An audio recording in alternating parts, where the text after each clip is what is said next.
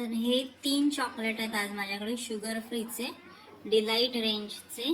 Sugar free म्हणजे ती कंपनीच नाही जी गोडाऐवजी त्या गोळ्या घालतो आपण चहामध्ये, त्यांचे चॉकलेट्स आहेत हे. Delight series, dark rich Coca, dark hazelnut flavour and roasted almond. आणि हे दिसत नाही आहे नीट, पण हे आहे झेस्टी ऑरेंज फ्लेवर.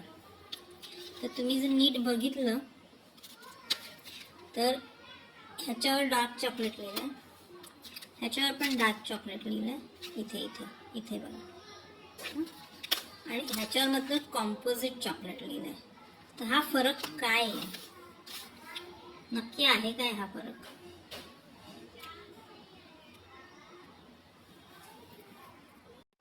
तर इंग्रेडियंट्समध्ये बघा काय लिहिलं, कोका सॉलिड्स आणि कोका बटर. कोका बटर, ठीक आहे. हे डार्क चॉकलेटचे इंग्रेडियंट्स आहेत. 18% कोका सॉलिड, 33% बटर. हे आता कॉम्पोजिट चॉकलेटच्या मागे पण तसंच लिहिलं आहे, 18% कोका सॉलिड्स, 33% बटर, ठीक आहे. Cocoa butter, sorry. तर कोकोच्या बियांपासून चॉकलेट मिळतं आणि त्याच कोकोच्या बियांपासून कोको बटर हा असं पांढऱ्या रंगाचं बटर मिळतं. जसं आपल्याला कोकमाच्या बियांपासून कोकमाचं तेल मिळतं ना, तसंच आहे हे. तर ह्याच कोको बटरमध्ये जेव्हा कोको पावडर घालतात तेव्हा डार्क चॉकलेट बनतं. आणि दुसरं असतं कंपाऊंड चॉकलेट, म्हणजे कुठल्याही व्हेजिटेबल ऑइलमध्ये, कोकोनट ऑइल किंवा दुसरं कुठलं व्हेजिटेबल ऑइल त्यात असतं, त्यात जेव्हा कोको घालतात तेव्हा आपल्याला मिळतं कंपाऊंड चॉकलेट. तर फरक फक्त कुठलं तुम्ही फॅट वापरलंय, कुठलं तेल वापरलं याचाच असतो. आणि ह्या दोन्ही इमेज मी इंटरनेटवरून घेतल्या आहेत.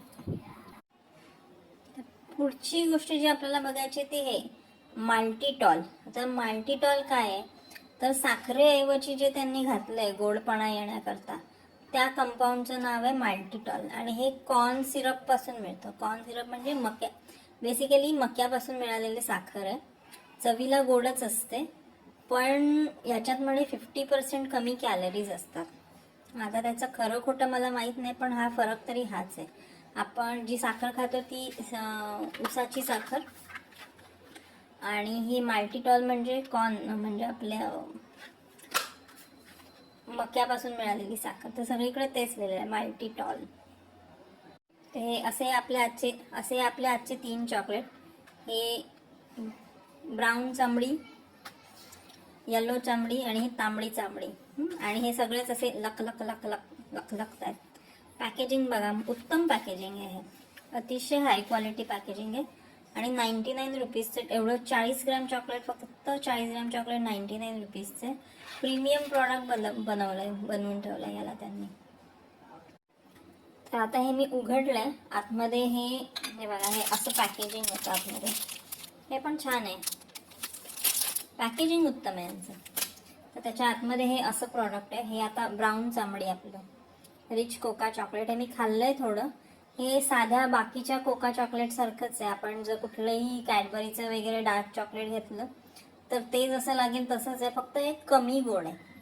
म्हणजे ॲज गुड ॲज नाहीच गोड आहे, अगदी असं नावाला गोडूस गोडूस म्हणता येईल अशी चव आहे याला, ठीक आहे. हे मी थोडे खाऊन बघितले तुम्हाला सांगण्याकरता. आणि हे आता आपलं पिवळी चांबडीवालं chocolate, dark hazelnut flavour roasted almond. ह्याच्यात ना रोस्टेड आमंडची चव आली ना मला दाताखाली हेझलनट लागले. हां, तुम्ही बघेल हे एवढे छोटे छोटे तुकडे आहेत. ह्याच्यापेक्षा तुम्ही जर दुसरे कुठलं घेतलं ना, हां, तर हे तुकडे प्रचंड छोटे छोटे आहेत. तर तुम्हाला थोडे मोठ्या बऱ्यापैकी असे हेझलनट मिळतात, जे दाताखाली तरी येतात. ह्याच्यात बहुतेक खलबत्त्यात कुटून टाकले का काय देऊ जाणे. आणि हे तिसरं आपलं तांबडी चांबडी चमकते उन्हात लख लख लख लख. हे ऑरेंज, झेस्टी ऑरेंज. काही झेस्टी बिस्टी फ्लेवर नाही वाटला मला. म्हणजे असं वाटतं की सांडलाय बहुतेक ह्यांचा जो फ्लेवर आहे ना, तो असा वरून घेऊन जात होते, चुकून सांडल्यासारखा फ्लेवर आहे. असं काही फारसं मला काही याच्यात चव जाणवली नाही. आणि इथे जर बघितलं तर काय मिनिमम 50% कोका. इथे असं लिहिलंय मिनिमम 50% कोका. इथे बघितलं तर फक्त 18% कोका सॉलिड आहेत. हां, बहुतेक हे कोका बटरच्या तुलनेत लिहिलंय बहुतेक यांनी, तर असू शकेल तो क्लेम. Source plant based. हे आता हे सांगायची काही गरज नाही आहे. चॉकलेट प्लांटपासूनच येतं आणि गुड सोर्स ऑफ अँटीऑक्सिडंट. नाही बाबा, हे काय आपल्याला माहीत नाही. आणि सोर्स ऑफ डायटरी फायबर. आता फायबर पोटात जावे म्हणून चॉकलेट कोण खातंय? आपल्याकडे भरपूर आहे खायला. फायबर पोटात जावे म्हणून चॉकलेट काहीच्या काही. अशा प्रकारे हे 99 रुपयाचं एक असं हे चॉकलेट आहे आणि ह्याची ही चव आहे.